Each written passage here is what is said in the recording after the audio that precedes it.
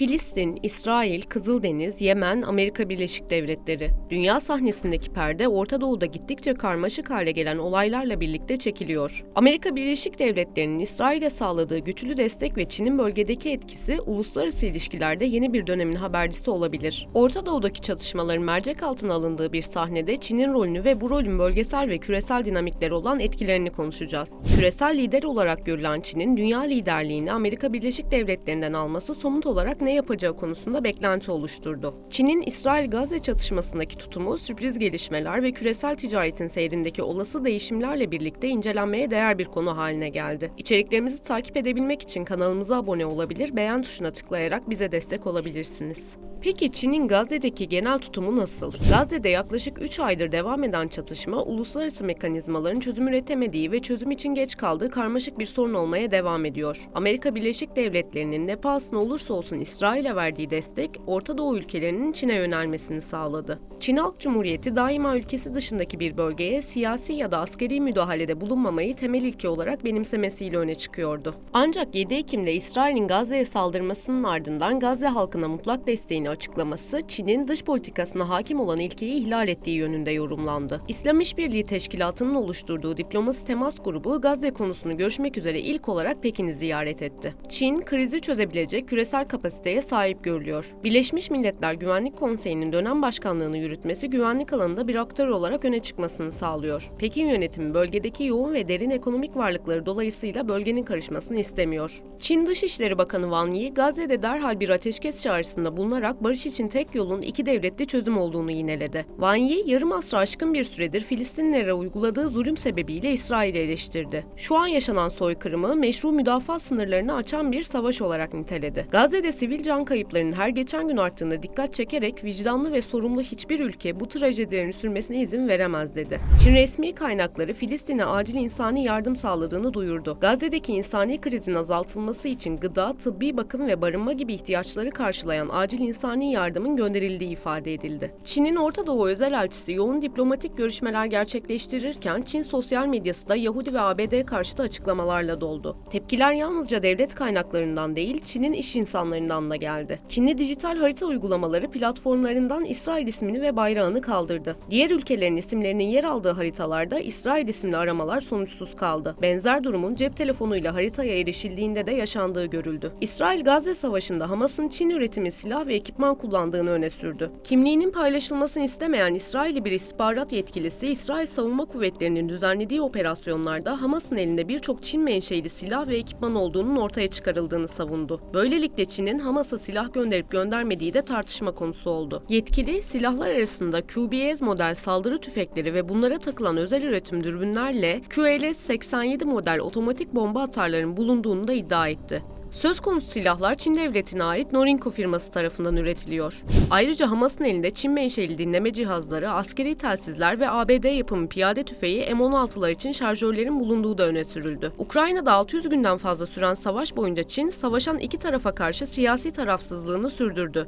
Ancak Gazze'de savaş patlak verir vermez doğrudan Gazze'nin savunulması için çağrıda bulundu. Umman sularındaki askeri bir tatbikatın ardından 6 Çin savaş gemisi halihazırda Orta Doğu'da açıklanmayan bir bölgede konuşlanmış durumda. Çin ayrıca Cibuti kıyısı açıklarında çift amaçlı bir liman da inşa etti. Gazze'deki çatışma bölgesel bir düzeyde yayılırsa ABD doğrudan müdahale edebilir. Çin'de gelişen dinamikler ve durumun bölgesel etkileri nedeniyle tarafsızlığından vazgeçerek çatışmaya aktif olarak katılmak zorunda kalabilir. Bütün bu olanlar geçmişten bağımsız değil. Gelin tarihsel süreci birlikte inceleyelim. Çin'in krizle ilgili ilk açıklamasında Hamas'ı kınamaması ve İsrail'in kendini savunma hakkını dile getirmemesi yüzünden İsrail büyük bir hayal kırıklığı duyduğunu açıklamıştı. Çin Dışişleri Bakanı Wang Yi daha sonra yaptığı açıklamasında bütün ülkelerin kendini savunma hakkı olduğunu ancak İsrail'in kendini savunmaktan daha öte politikalar takip ettiğini dile getirdi. Çin Halk Cumhuriyeti'nin kurucusu Mao Zedong, Filistinlilerin ulusal özgürlük hareketini desteklemek adına dünyanın dört bir yanındaki Filistinlilere silah yardımında bulunmuştu.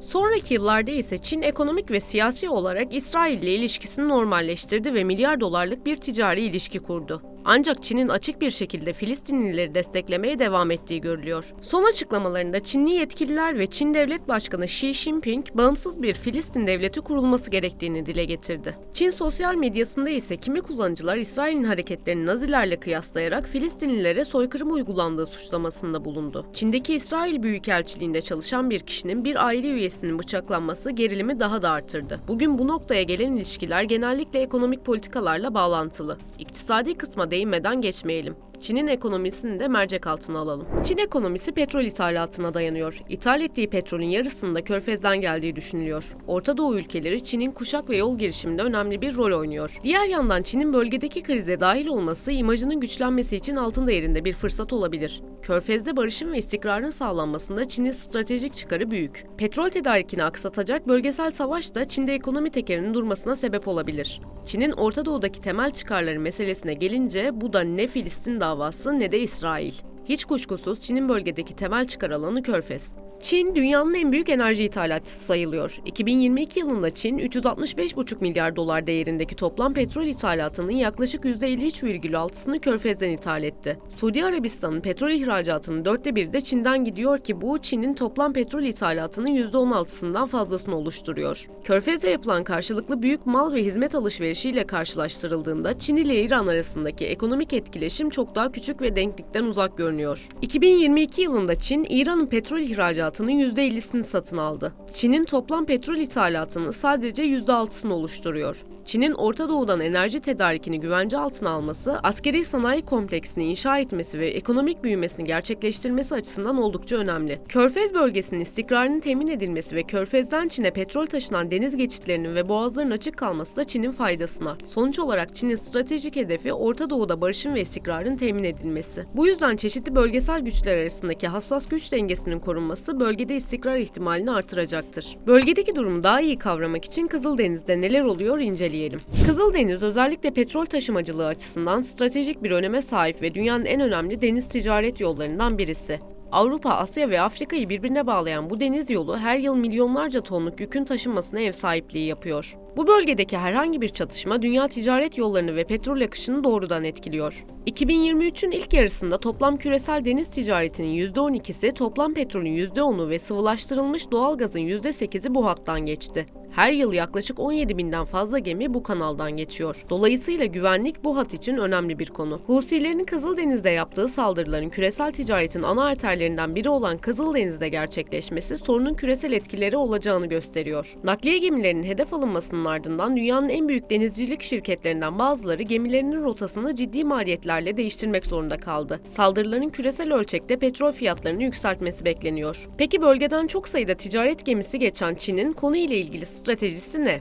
Öncelikle Çin'in bu konudaki tutumu dikkat çekici düzeyde pasifti. Bölgesel istikrarın sürmesinden yana olmakla birlikte doğrudan müdahalede bulunmaktan kaçındı. Çin Dışişleri Bakanlığı Sözcüsü Wang Wenbin, ABD'nin bölgedeki askeri ve diplomatik etkisine dolaylı olarak atıfta bulunarak Kızıldeniz'de büyük yollarının güvenliğinin sağlanmasında özellikle de nüfus sahibi büyük ülkelerin yapıcı ve sorumlu bir rol üstlenmeleri gerektiğini vurguladı. ABD Dışişleri Bakanlığı Sözcüsü ise Husilerin uluslararası deniz taşımacılığına yönelik saldırılarının Çin'i de olumsuz etkilediğini belirterek Çin'in bu tür saldırıların önlenmesi konusunda yapıcı bir rol oynamasını memnuniyetle karşılayacaklarını ifade etti. Orta Doğu'daki tansiyon her geçen gün yükselirken Çin, Kızıldeniz'de Husilerin gemilere saldırılarına karşı devreye girdi. Çin'in Gazze'deki savaş durana kadar saldırılarını sürdüreceğini açıklayan Yemenli Husilerin saldırılarını dizginlemesi için İran'a baskı yaptığı bildirildi. Rusya'yı ziyaret eden Husilerden bir heyet ise Moskova'dan Gazze'deki savaşı durdurması için ABD ve İsrail'e baskı yapmasını istedi. Çinli yetkililerin İranlı muhataplarına İran destekli Husilerin Kızıldeniz'deki saldırılarını dizginlemeye yardımcı olmalarını, aksi takdirde Çin ile İran arasındaki ticari ilişkilerinin zarar görebileceğini söylediği aktarıldı. İranlı kaynaklara göre Çin ile İran arasında Kızıldeniz'deki saldırılar ve ticarete ilişkin Pekin ve Tahran'da görüşmeler gerçekleştirildi. İranlı kaynaklardan biri Çin'in Tahran için önemli bir müttefik olduğunu, ancak karar alma mekanizmalarında Gazze, Lübnan, Suriye ve Irak'taki vekil güçler ve bölgesel müttefiklerin daha etkili olduğunu söyledi. Husilerden bir heyet ise Rusya'ya ziyaret gerçekleştirerek Rusya Dışişleri Bakan Yardımcısı Mikhail Bogdanov ile bölgedeki durumu görüştü. Rusya Dışişleri Bakanlığı'ndan yapılan açıklamada ABD ve İngiltere'nin Yemen'e hava saldırılarının ele açıklandığı aktarıldı. ABD Ulusal Güvenlik Danışmanı Jake Sullivan, Çin Dışişleri Bakanı Wang Yi ile 26-27 Ocak'taki görüşmesinde Kızıldeniz'de tırmanan gerilimi ele aldı. Adı gizli tutulan bir yetkili, Sullivan'ın görüşmede Wang'dan Husilerin Kızıldeniz'de sefer yapan gemilere yönelik saldırılarının uluslararası ticareti olumsuz etkilediğine işaret ettiğini söyledi. Saldırıların durdurulması ve bölgede istikrarın sağlanması için Çin'in İran üzerindeki ekonomik nüfuzunu kullanmasını istediği iddia edildi. Çin'in uluslararası yetkileri ve gücü diğer ülkelerin merceği altında olmaya devam ediyor. Orta Doğu'daki güç dinamiklerindeki değişimin bir yansıması olarak Çin'in rolünü ele aldık. İsrail-Gazze çatışmasındaki Çin tutumu sadece bölgesel değil, aynı zamanda küresel ölçekteki dengeyi de etkileyebilecek bir stratejik faktör haline geldi. Özellikle Amerika Birleşik Devletleri'nin İsrail'e verdiği destek ve Çin'in bölgesel etkisinin artması uluslararası ilişkilerde önemli bir kırılma noktasını işaret edebilir. Çin'in bölgedeki ekonomik çıkarları, enerji tedariki ve büyük ticari ilişkileri Orta Doğu'nun stratejik bir ortağı olma yolunda Çin'i ön plana çıkarıyor. Çin'in İsrail-Gazze çatışmasındaki tutumu bölgesel barış ve istikrar üzerindeki etkisiyle birlikte incelenmelidir.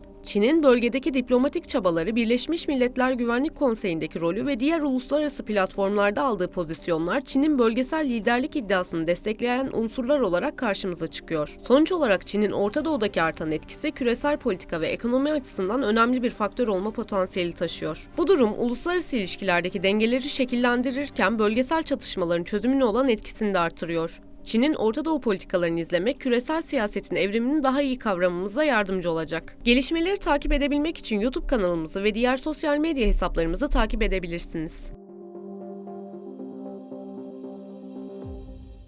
Filistin, İsrail, Kızıldeniz, Yemen, Amerika Birleşik Devletleri. Dünya sahnesindeki perde Orta Doğu'da gittikçe karmaşık hale gelen olaylarla birlikte çekiliyor. Amerika Birleşik Devletleri'nin İsrail'e sağladığı güçlü destek ve Çin'in bölgedeki etkisi uluslararası ilişkilerde yeni bir dönemin habercisi olabilir.